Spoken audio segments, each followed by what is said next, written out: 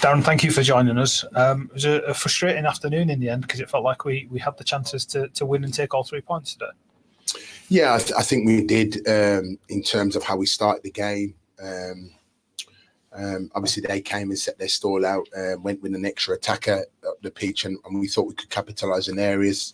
So we thought our defending, we got into the game after about 10 or 15 minutes, and it was making sure that our shape was right. But it meant that when there's a turnover possession, with the attacking aspects out in the pitch, we knew that we could get after them and get into areas of the pitch and expose them. And we got a nice little breakaway counter attack against them to go 1-0 up, which was excellent.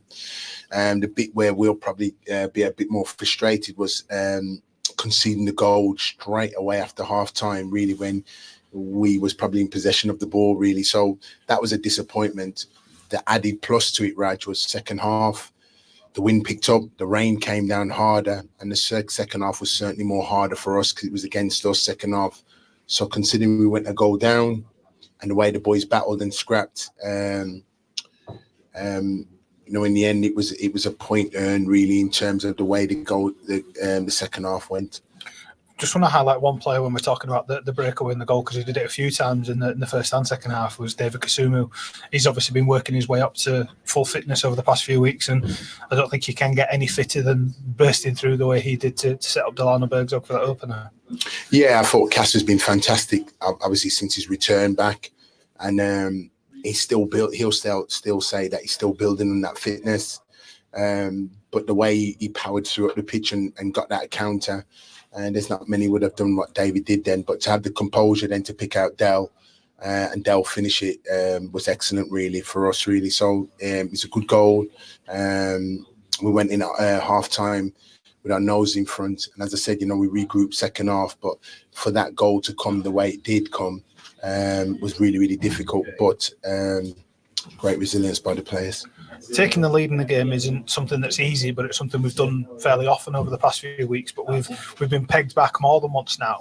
That must be a sense of frustration for you, the coaches, and the players. Is that something that's a concern now?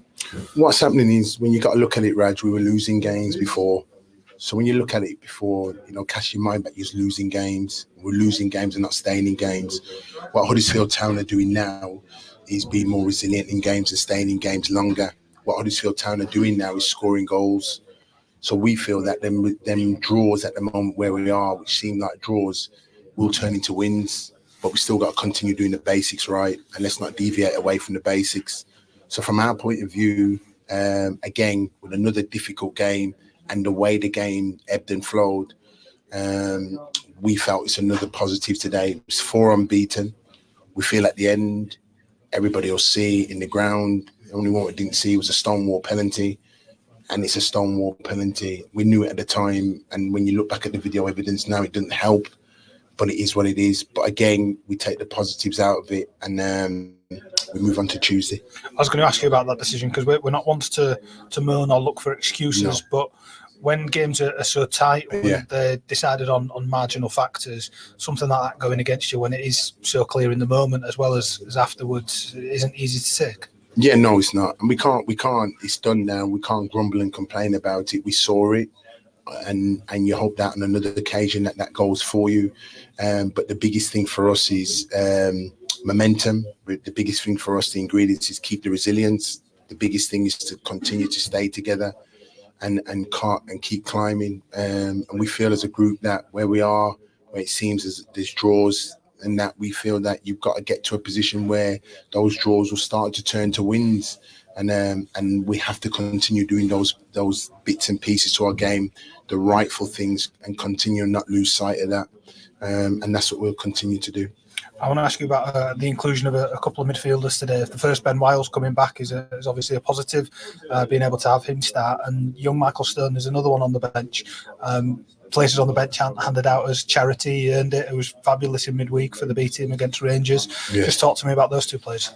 Yeah, no, to have Wilesy back, we had 60 minutes today. So grateful to have him back, and grateful to have Lee back as well. So those are welcome additions. On Tuesday, we get Sorba back into the team. Hopefully we don't get no adverse reactions from anybody. So what we just want is the bodies back. So when it comes to latter parts in the game, like you're seeing, we can start with an 11 and we can make effective changes as the game always pans out that way. So to have them back is great. Walsey, I feel delighted with that 60 minutes.